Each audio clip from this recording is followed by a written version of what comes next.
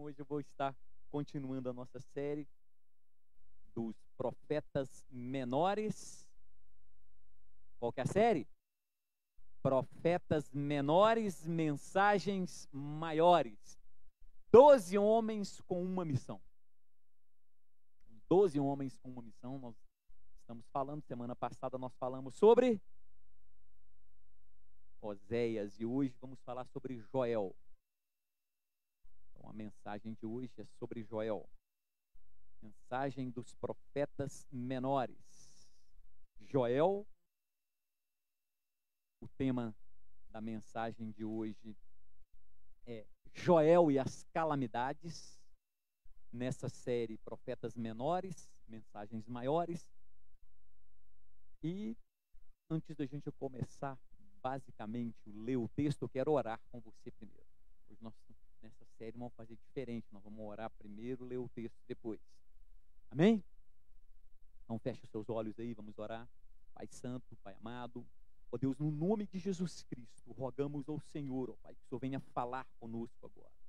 Que o Senhor fale conosco, ó Deus, verdadeiramente, durante, ó Deus, esta série de mensagens de profetas menores, mensagens maiores. Que o Senhor venha realmente falar conosco, revelar aos nossos corações aquilo que o Senhor revelou, expressou através desses 12 homens, no nome santo de Jesus Cristo. Amém. Nesta série, nós estamos observando uma visão geral dos profetas menores. Como eu falei na semana passada, eles são menores, não é porque são do tamanho da Vitória, não, tá? Não é o tamanho da Vic, não. Eles são menores, né? Porque os livros deles são menores, né? Os livros deles são menores, por isso que eles são menores, por isso que é considerado profetas menores, em capítulos menores. Em especial este de Joel, ele só tem 3 capítulos. Então hoje nós vamos falar aí do profeta Joel. Joel, ele é um profeta menor, com uma grande mensagem. É um profeta menor com uma grande mensagem. Abra aí Joel 1, versículo de número 1. Joel capítulo 1, versículo de número 1. A palavra do Senhor diz assim: palavra do Senhor que foi dirigida a Joel, filho de Petuel. Ouve isto, vós anciões, e escutai todos os moradores da terra. Porventura isto aconteceu em vossos dias, ou nos dias de vossos pais? Fazei sobre isto uma narração a vossos filhos, e vossos filhos a seus filhos, e os filhos deste a outra geração. Joel já começa aqui dizendo que o texto dele serve para hoje. Vira para você e fala assim: serve para você. Fala, você tem que falar isso para o seu filho. Fala forte aí, você tem que falar para o seu filho. E tem que ensinar o seu filho a falar para o filho dele.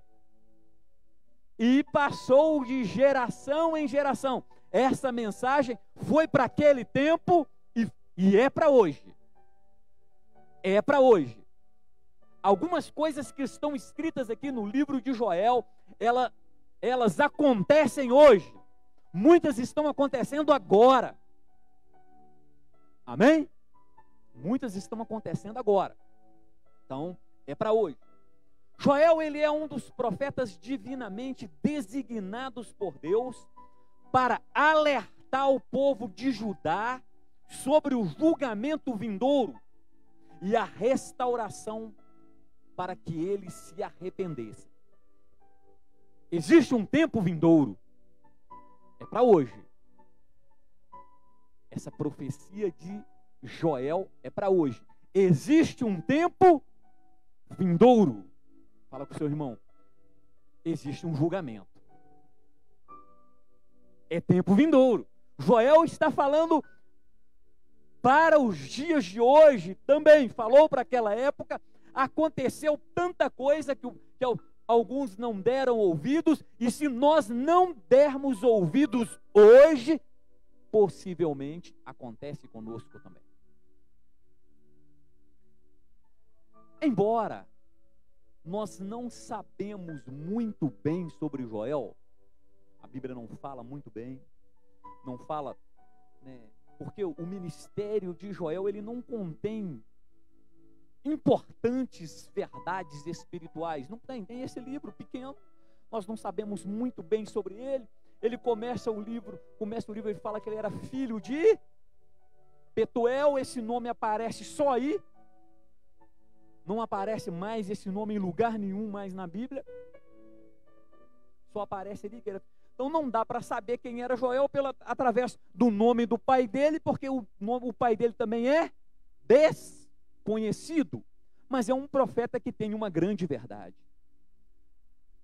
Talvez você ainda está com aquela interrogação na cabeça, querendo saber quem é Joel. Quem é Joel? O que nós sabemos dele? Assim como vários autores do Antigo Testamento, não é só Joel, tem outros autores do Antigo Testamento que pouco se sabe a respeito deles, e pouco se sabe a respeito de Joel. Mas é claro que, como todos os profetas bíblicos, o foco do ministério e a mensagem de Joel deve ser sempre aquele que o chamou para profetizar. O foco na mensagem que está no livro de Joel não deve ser a pessoa de Joel. Quem é Joel? Mas deve ser na pessoa de Deus, que chamou Joel a dizer essas palavras. Este deve ser o foco. Nós sabemos que foi Deus quem chamou, quem comissionou, quem capacitou e deu a Joel as palavras para falar aos anciões de Judá. Nós lemos nesse texto aí, do versículo 1 ao versículo 2, fala aí que foi Deus que chamou Joel para falar com os anciões de Judá. Mas ainda pode ter algumas pessoas ainda um pouco griladas, um pouco com a pergunta: o que nós sabemos do profeta Joel? O que eu tenho a ver com Joel? Que isso? O livro de Joel é um livro bem curto,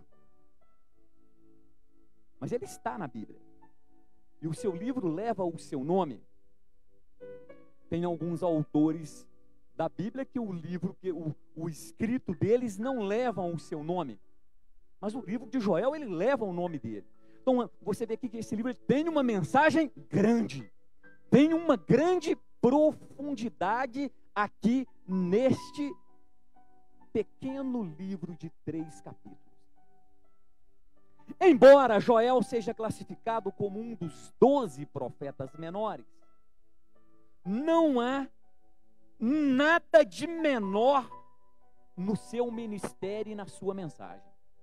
Não tem nada de menor, porque tanto o seu ministério como a mensagem que está aqui neste texto, ela é grande, é grandiosa a mensagem que encontramos aqui neste texto de Joel. O uso do termo menor, ele é aplicado apenas ao tamanho do livro. Já falei várias vezes, eu vou repetir várias vezes para você gravar bem isso. O uso do termo menor é aplicado apenas pelo tamanho do livro. Porque de fato a mensagem aqui de Joel, ela é sem dúvida uma das grandes mensagens que encontramos na palavra de Deus.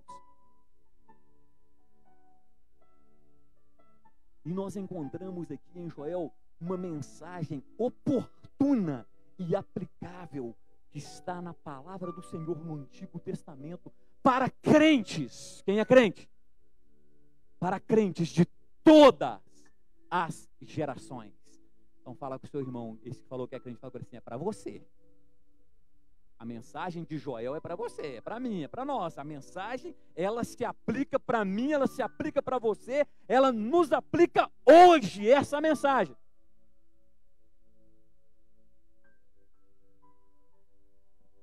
Mas quem que é Joel? Quem é? Um profeta? O filho de Petuel? Quem é? O nome Joel, ele tem um significado. Ele tem um significado. Nós vimos que a mensagem, ela teve uma grande importância nos seus dias. E essa mensagem também tem uma grande importância nos nossos dias. Joel, cujo nome em hebraico significa o Senhor é Deus. O significado do nome Joel é o Senhor é Deus. Embora todo nome que você vê na Bíblia que termina com El é Deus. Samuel, Joel. Quer aprender um pouquinho mais? Tem seminário toda segunda-feira. Então, Joel, o significado do nome dele, o Senhor é Deus.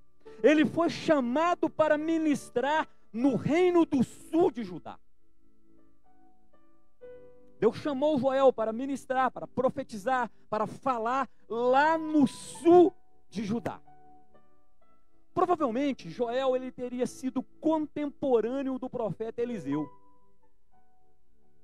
que ministrou sobre o reino norte de Israel na sua época. Então, provavelmente, segundo os historiadores, provavelmente ele foi contemporâneo de Eliseu. Agora, de que tribo que era Joel? Alguns estudiosos acreditam que Joel pode ter sido um sacerdote da tribo de Levi. Por quê? Porque a sua mensagem falava muito sobre sacrifício no templo. A sua mensagem, o seu livro, que ele fala muito sobre sacrifício no templo. Então, bem provável, segundo os estudiosos, ele era da tribo de Levi, porque a tribo de Levi, ela cuidava do templo. E era a tribo de Levi que lavava. Fazia os sacrifícios lá no altar e depois ficava o sangue. Sangue fica lá, o que acontece com o sangue? Dá um cheiro ruim, pede. Dá um cheiro ruim. Né? Tem que lavar. E a tribo de Levi era separada para isso, para essas coisas, poder limpar. Tirar os animais mortos. Imagina. O cara levou um boi, outro levou um cabrito, outro levou uma pomba, outro levou um não sei o que, mais outro trouxe outro boi, e vai sacrificando, vai matando, vai ficando com esse sangue lá, aqueles bichos depois. Entendeu? Então, provavelmente Joel era dessa tribo, por isso que ele fala tanto sobre sacrifícios no templo. Mas talvez você ainda não entendeu qual o objetivo desse livro está aqui, ou porque eu dei uma explanação sobre quem é Joel, o pai, o que é, o tamanho do livro, o tamanho, as expressões, da onde veio Joel, com quem, ele foi contemporâneo de quem ou não. Mas o importante é quais são as mensagens que nós encontramos aqui com Joel. Olha só, na época que Joel profetizou para o reino do sul de Judá, lá estava em um estado de desordem e declínio. O reino do sul, Judá ali estava em total desordem, estava afundando. As nações rivais como Tiro, Sidom, fizeram frequentes incursões em Israel. Quem serviu o exército aí, ou quem é militar, sabe o que é incursão, né? Polícia militar, vamos fazer uma incursão lá na vila tal, né? Faz uma incursão na vila tal, vai, o cara vai entrar tudo armado. Então, esses reinos tinham feito várias incursões em Israel, deixando a nação frágil, até politicamente frágil. E o mais importante aqui, veio também uma praga de gafanhotos, que tinha devastado a economia de Judá. Tinha acabado com a economia de Judá. Uma praga de gafanhotos, uma praga de Covid-19. Espalhou no mundo inteiro. Vai entender o negócio daqui a pouco. Olha só. E era um tempo de luto nacional. Quando Joel começa a profetizar, a falar, Judá estava vivendo um tempo de luto nacional. Tinha morrido muitas pessoas. Ainda veio o gafanhoto, comeu tudo que eles tinham. Tudo. Imagina uma nuvem de gafanhoto. Você plantou, cadê o João? João plantou o milho lá. O gafanhoto vem, come tudo. Não sobra nada. O que aconteceu? Estavam vivendo esse momento. Um tempo de luto. Como escreve Joel lá no versículo 12, ele diz assim, ó: secam todas as árvores do campo. De fato, a alegria seca dos filhos dos homens. Quer dizer, todas as árvores no campo estavam secas. Os gafanhotos tinham comido tudo. Só a madeira, só o tronco. Não tinha folha nenhuma, eles comeram tudo. E Joel fala assim: com isso também a alegria das pessoas também secaram. Quando você olha para uma árvore, ela está frondosa, bonita, com flor, você chega assim, nossa, que tem bonito, né? Mas você olha tudo seco. Caiu. Dá para ficar alegre? Dá para dar um susto falando, nossa, que negócio bonito, dá? Uma floresta sem folha. Tudo marrom, não tem nada verde na floresta. O que estava acontecendo. E Joel fala assim: com isso secou também a alegria dos homens. Ao contrário de muitos profetas do Antigo Testamento, Joel ele não aborda aqui especificamente o pecado ou a idolatria. A grande maioria dos profetas, eles abordam muito o pecado e a idolatria. Joel fez o contrário. Ele fala também, mas ele não aborda tanto isso. Ele aborda mais o que aconteceu na hora que os gafanhotos vieram comer e não tinham mais nada. Embora a gente sabe que os outros profetas da Bíblia falam muito sobre pecado, sobre idolatria, Joel, ao invés de bater muito sobre isso, Joel ele usa a recente calamidade da praga dos gafanhotos. Para quê? Para ensinar uma lição profética. Joel usou o que tinha acontecido com os gafanhotos, o que Jeová tinha feito com o povo, ele usou aquilo para ensinar uma mensagem profética. E nós aprendemos aqui 4 lições. 4 lições que nós aprendemos. E essas lições, já logo no início, Joel já fala assim: isso tem que ser contado para o seu filho. Seu filho tem que contar para o filho dele. O outro vai contando, e tem que contar em todas as gerações. Todas as gerações. E hoje chegou até nós essa palavra. Novamente, volto a falar, não se sabe muito bem sobre o próprio profeta, além do que nós vemos aqui nos escritos em seu livro. Mas aqui tem mensagem ousada, tem uma mensagem sucinta, tem também uma mensagem sombria, mas também tem uma mensagem esperançosa. Tem mensagem aqui de ousadia, de dor, de tristeza, mas também tem mensagem de esperança. Embora Joel ele ministrou em Judá em um momento específico, e ele entrega uma mensagem específica, várias coisas sobre essa mensagem, elas são atemporais. O que é atemporais? Não tem tempo determinado. se cumpre hoje, se cumpriu depois, se algumas coisas que ele falou se cumpriu 200 anos depois da sua profecia, outras 600 e poucos anos, outras 700 e poucos anos depois foram se cumprindo. E isso é aplicável a todo servo do Senhor Jesus em todo o tempo e em todas as gerações. A primeira lição que nós aprendemos aqui: o dia do Senhor ainda está chegando. Você está achando que chegou o dia do Senhor? Joel falou assim: o dia do Senhor vai chegar. O dia do Senhor ainda está chegando. O tema de julgamento, ele é incontestável, inconfundível no livro de Joel. Não tem como contestar o juízo de Deus aqui neste livro. Não tem como. Não tem como dizer que é infalível o juízo de Deus aqui neste livro. Esse livro fala que o juízo de Deus, ele não é infalível, é incontestável, ele é iminente e ele vem. Ele vem, é real. É real o juízo de Deus.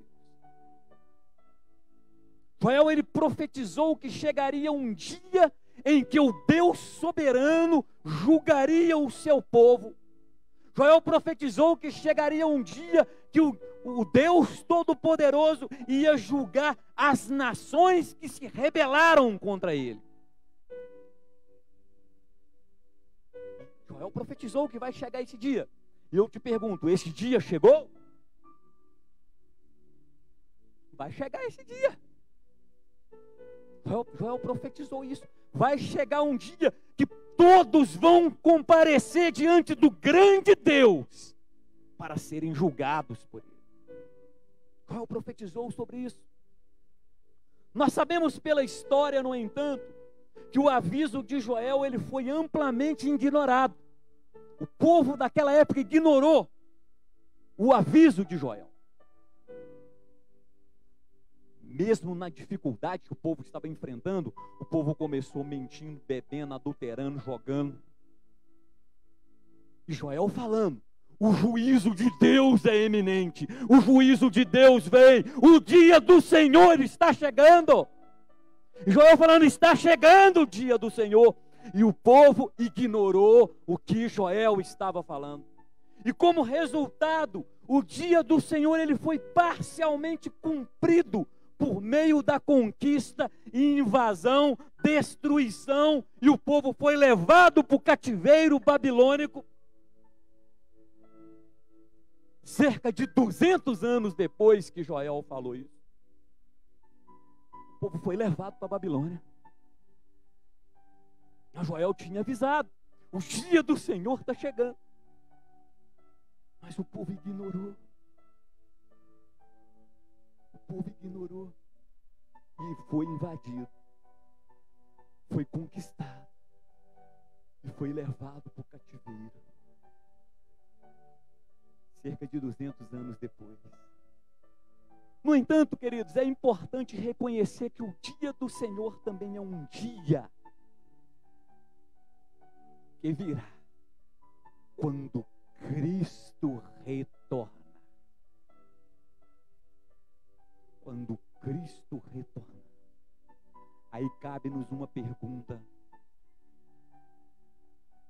Se Jesus voltar hoje, 30 de abril de 2023, às 23 horas, você vai? Ou você vai ficar? Você tem que responder para você. O dia do Senhor vem. Deus, em sua sabedoria, Ele vai executar o grande e terrível julgamento final sobre aqueles que o rejeitam. É o que Joel diz aqui no seu pequeno livro, com uma grande mensagem. Olha só que grande mensagem. Deus vai executar um grande e terrível julgamento sobre aqueles que o rejeitam. Joel aqui ele profetiza que o julgamento ele pode ser evitado se o povo de Deus retornar ao Senhor. Versículo 13 ele diz: rasgar seus corações e não as suas vestes. E tem gente que rasga as vestes. Rasga as vestes, mas o coração não. Tem gente que faz campanha, nem roupa usa, como é que chama aquele negócio? Saco. Mas e o coração? Joel está falando, está alertando o povo, você não tem que rasgar, não é as vestes, você tem que rasgar o seu coração. Rasgar o seu coração. Por quê? Rasgar o coração não se trata de um ritual, não se trata de um sacrifício. Deus, ele está à procura de arrependimento completo. Um arrependimento de total coração, alinhado à sua vontade. Isso é rasgar o coração, arrepender dos erros, arrepender dos pecados e alinhar o nosso coração à vontade de Deus. É sobre isso, é essa grande mensagem que o livro de Joel tem. Alinhe o seu coração à vontade de Deus. Alinhe o seu coração à vontade de Deus, não às coisas do mundo. Tem pessoas que o seu coração está alinhado às coisas do mundo. Joel está falando assim, ó: você pode escapar do grande e terrível juízo no dia do Senhor. Se arrependa, alinhe o seu coração à vontade de Deus. Judá, como nação, rejeitou o chamado de Deus ao arrependimento e sofreu consequências. As pessoas hoje são convidadas por meio de Cristo a fazer uma escolha, só que uma escolha diferente.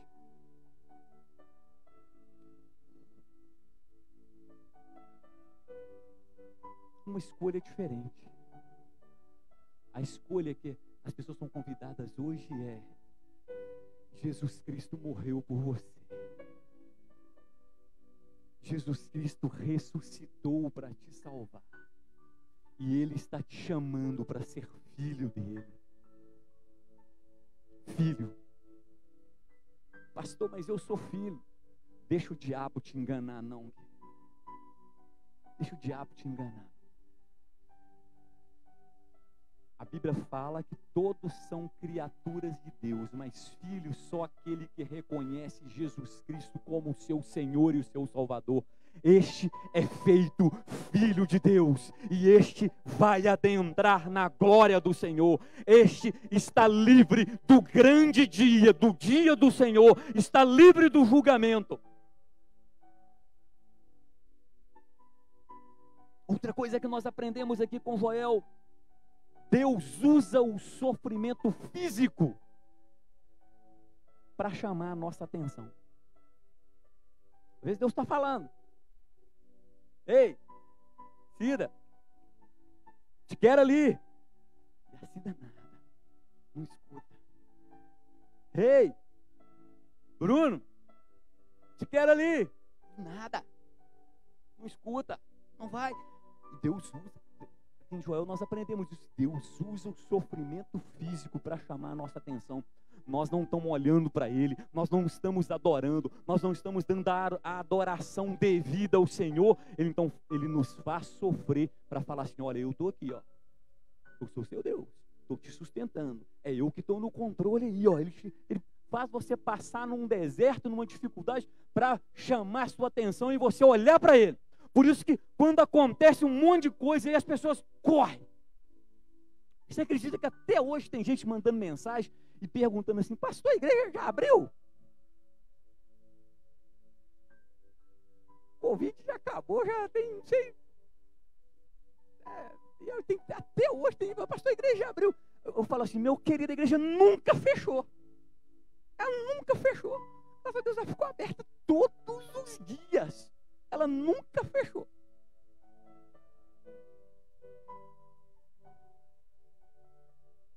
Joel, ele compartilha aqui como Deus usa a natureza e eventos como fome, peste, clima, exércitos invasores, até fenômenos celestiais para chamar a nossa atenção. Deus usa para chamar a nossa atenção. Às vezes funciona, às vezes não. Tem gente que tem um coração tão duro que mesmo apanhando não volta, não quer saber de Deus, quer continuar do mesmo jeito, quer como o povo nos dias de Joel. Eles continuaram, eles não deram ouvido, e tem muita gente que não dá ouvido.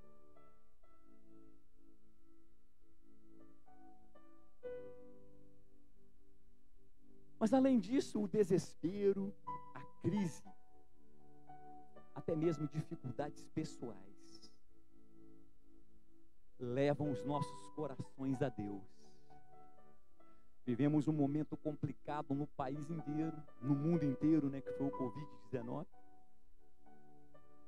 Devastou a economia. Muita gente perdeu até que não tinha. Não é verdade? Estamos começando de novo a...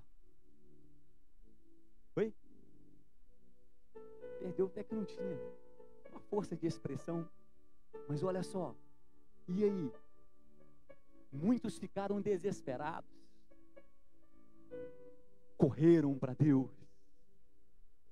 Só que ele passou e cadê? Sumiu. Morreu o outro lá, mas eu não morri não, então não tem problema. Mas você acha que Deus...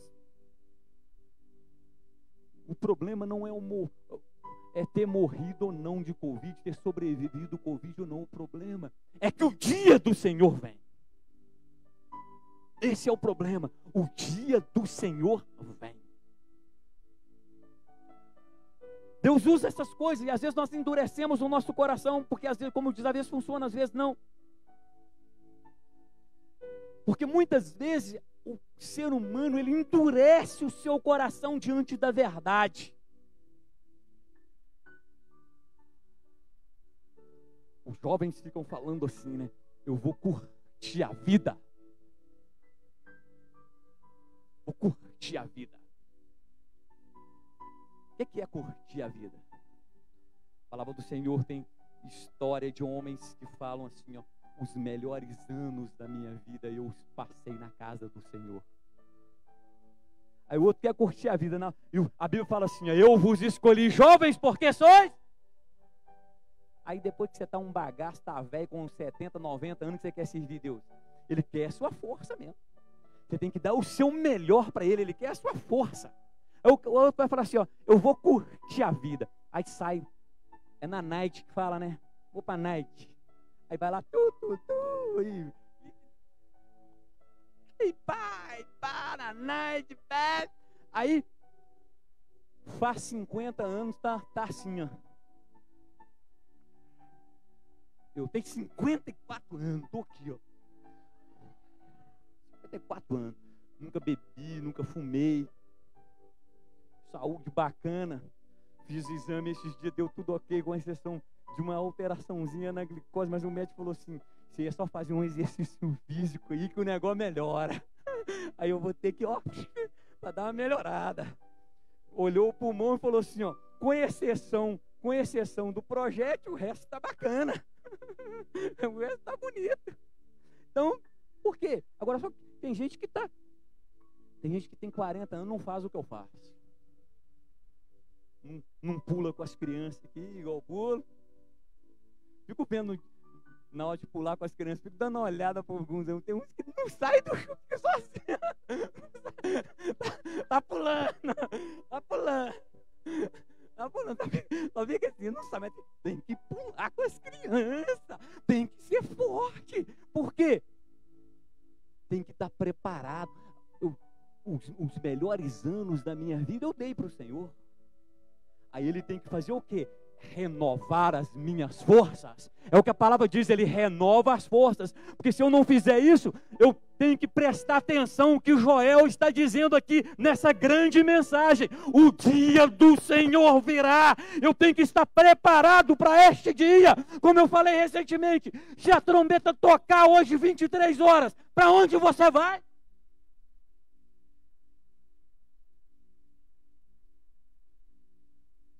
Deus, em sua sabedoria, Ele não tem medo de usar sofrimento terreno e dificuldades físicas para nos trazer de volta. Por isso que tem uma fala que o pessoal diz assim, ó, quem não vem pelo amor, vem pela dor, porque Deus está te chamando, querido.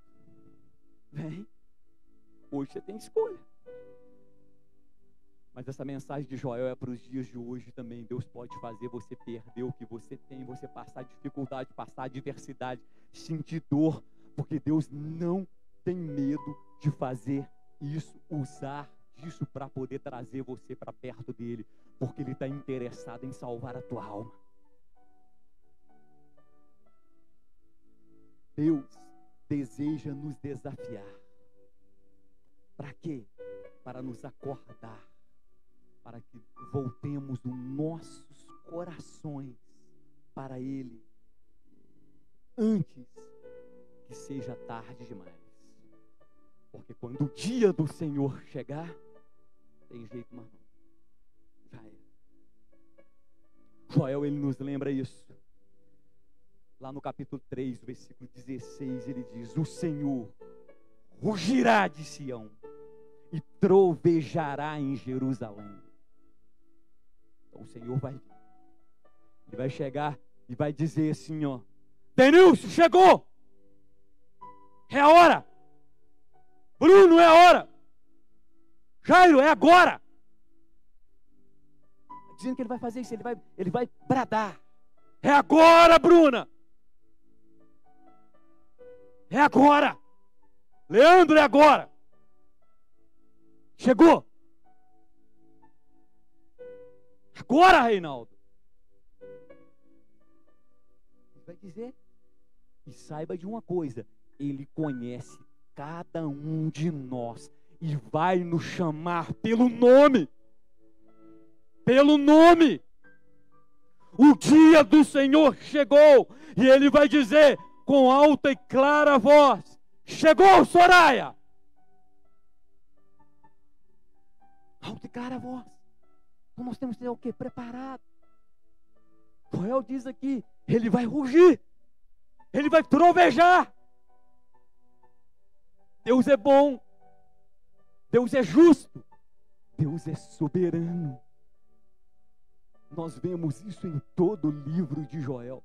Todo o livro de Joel nós vemos aqui a justiça de Deus, a bondade de Deus, a soberania de Deus.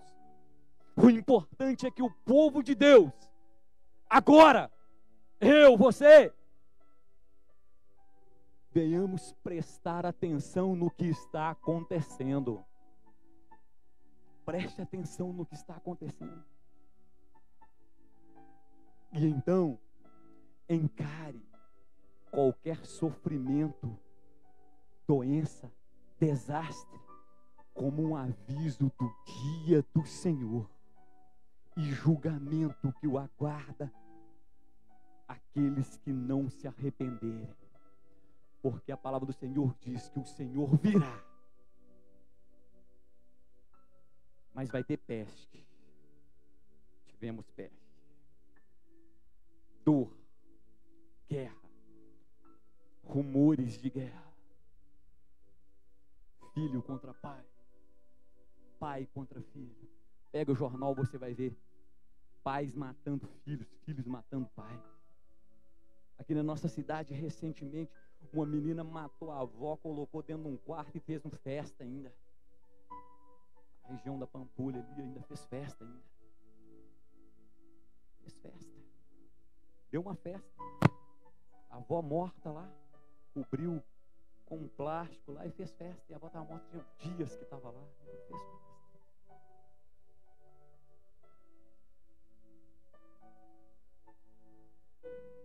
respeito do julgamento de Deus,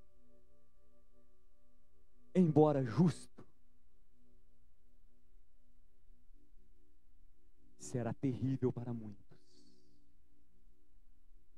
Outra coisa que nós aprendemos aqui em Joel é a promessa da presença de Deus. É a nossa esperança final.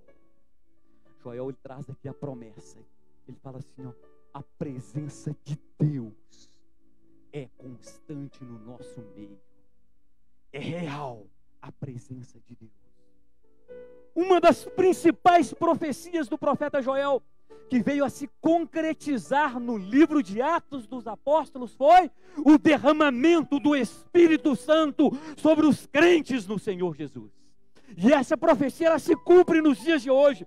Quantas e quantas pessoas não recebem do Espírito Santo de Deus, não recebem os dons do Espírito Santo de Deus. Essa profecia, ela se cumpre nos dias de hoje, na minha, na tua vida. Isso aconteceu anos depois. Joel fala assim, a presença de Deus é real, e o Espírito Santo foi derramado, e o Espírito Santo, ele mora onde? Aonde? Em nós. Nós somos o templo do Espírito Santo de Deus. Essa é uma grande verdade que nós encontramos neste pequeno livro, com uma grande mensagem. A presença do Espírito Santo de Deus, constante em nossas vidas. Joel, ele escreve: acontecerá depois disso que eu, o Senhor, derramarei meu Espírito sobre toda a humanidade. E vossos filhos e vossas filhas profetizarão. Vossos velhos terão sonhos. Vossos jovens terão visões. Até mesmo sobre os meus servos e sobre as minhas servas derramarei o meu Espírito naqueles dias.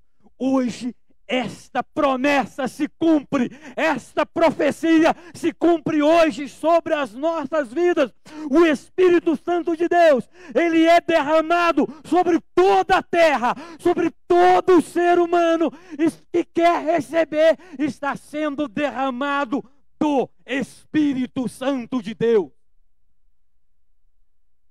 A profecia, há sonhos, há visões dadas pelo Espírito Santo de Deus, e todas elas, quando você vai trabalhar em um conjunto, elas vão culminar em uma só coisa: o dia do Senhor vai chegar. Para os crentes, a presença e a obra de Deus em nossas vidas deve ser a nossa maior alegria. A nossa maior alegria deve ser a presença do Espírito Santo de Deus em nossas vidas. Por isso que a Bíblia diz: não se embriagueis com vinho ou qualquer outra bebida forte, mas enchei-vos do Espírito Santo de Deus. É assim que nós devemos estar. No entanto, a promessa de restauração espiritual, através do derramamento do Espírito Santo, como foi visto no dia de Pentecostes, foi apenas uma amostra da glória que teremos após o dia do Senhor. É apenas uma amostra. Fala com o seu irmão, é apenas uma amostra do que nós vamos ver depois do dia do Senhor. Agora pergunta para ele: você vai ver? Você vai ver? Ou você vai ser julgado?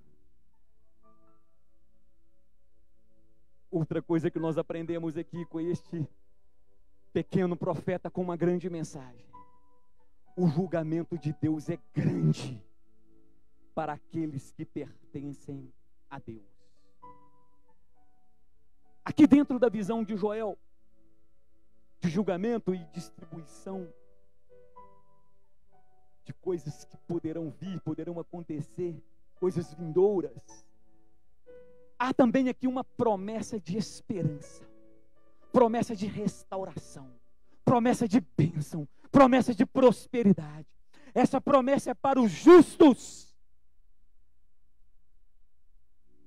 Lá no capítulo 2, versículo 32, ele diz: é para os que invocam o nome do Senhor.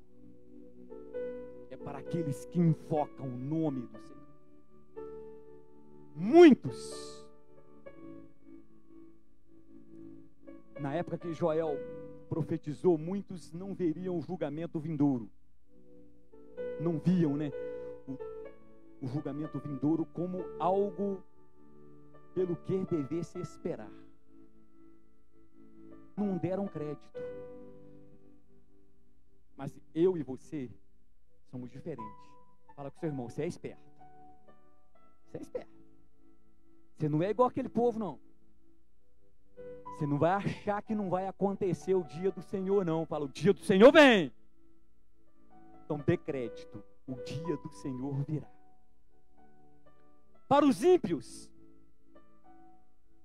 não vai acontecer. Tem muitos que nem acreditam em inferno. Tem muitos que nem acreditam em céu. Tem uns que acham que a terra vai ser transformada e todo mundo vai ficar aqui tranquilo, que o leão vai virar um gatinho. Quem mata leão é só Davi. Mesmo assim foi uma vez só. E não viveu a vida inteira matando leão, não. Foi uma vez só. Não é verdade?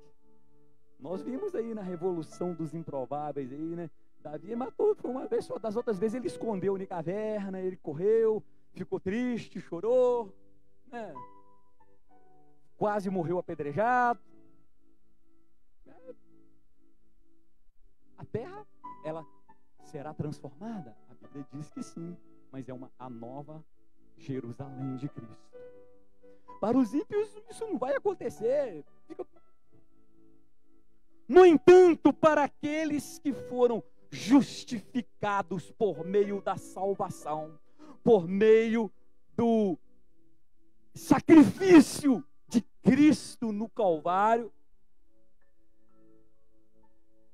esses não têm que temer o julgamento. Tem que esperar ansiosamente o dia do Senhor. O dia do Senhor.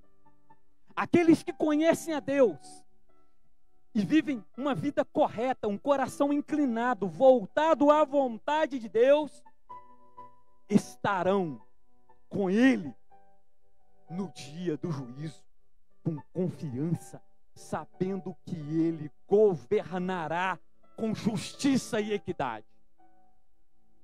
O julgamento de Deus, ele será derramado sobre os ímpios. Sobre os ímpios.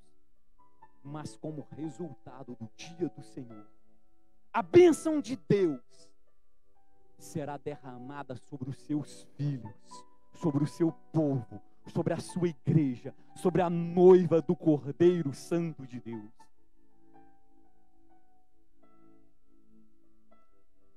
Será derramado como uma restauração, como Joel diz lá no versículo 25 do capítulo 2. Então eu vou compensar vocês pelos anos que o gafanhoto comeu. O gafanhoto esfolador. O gafanhoto roedor. Deus falando assim, eu vou compensar vocês. Por quê que está dizendo isso? Porque Ele vai dizer para você, vinde, bendito do meu Pai. Teu é o reino que eu preparei para ti. A promessa de restauração de Deus, ela é tripla. Fala com o seu irmão, é tripla. É como se fosse o Pai, o Filho, o Espírito Santo. É Jesus ter morrido e ficou sepultado 1, 2, no terceiro dia Ele ressuscitou. Qual que é a triplicidade da promessa de restauração de Deus? Joel 2, 21. Restauração material através da cura divina da terra. Deus quer restaurar você também aqui na terra. Ele quer te curar. Ele quer te encorajar. Ele quer fazer você viver um povo feliz na terra. A outra restauração, do capítulo 2, versículo 28, restauração espiritual através do derramamento divino do Espírito Santo. Ele quer te encher do Espírito Santo. Ele quer que você ande repleto do Espírito Santo de Deus. Ele quer te encher. A outra, no capítulo 3, do versículo 1 ao 21, é a restauração nacional através do julgamento divino sobre os injustos. O que é isso? Ele vai tirar primeiro os justos, depois ele vai julgar e condenar os injustos. Essa é a restauração. Todos devemos olhar para os sinais físicos. O que está acontecendo na terra. E lembrar da soberania de Deus. E que há um julgamento por vir.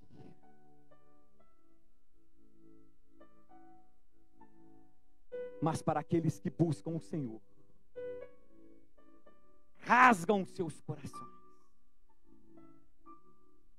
Não suas vestes, rasgam seus corações.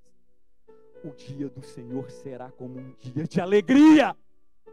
Não um dia de terror, será um dia de alegria. Onde você vai receber, vinde bendito do meu Pai, e você vai dizer, santo, santo, santo, santo, santo, santo, é o Cordeiro de Deus, que tirou o pecado do mundo. Aleluia! Deus é soberano, Deus é justo, Deus é amor, Deus é juízo, Deus é bom. E nós vemos isso através do livro de Joel, dessa mensagem de Joel. Que muitas vezes Deus usa calamidade, dificuldades, para reconquistar o coração do seu povo. Se olharmos para os eventos anteriores, lá no tempo de Joel, desastre, perderam a guerra. O que sobrou, o gafanhoto veio e comeu. Se olharmos para isso e apontarmos para as coisas que estão por vir, o dia do Senhor, o derramamento do Espírito Santo.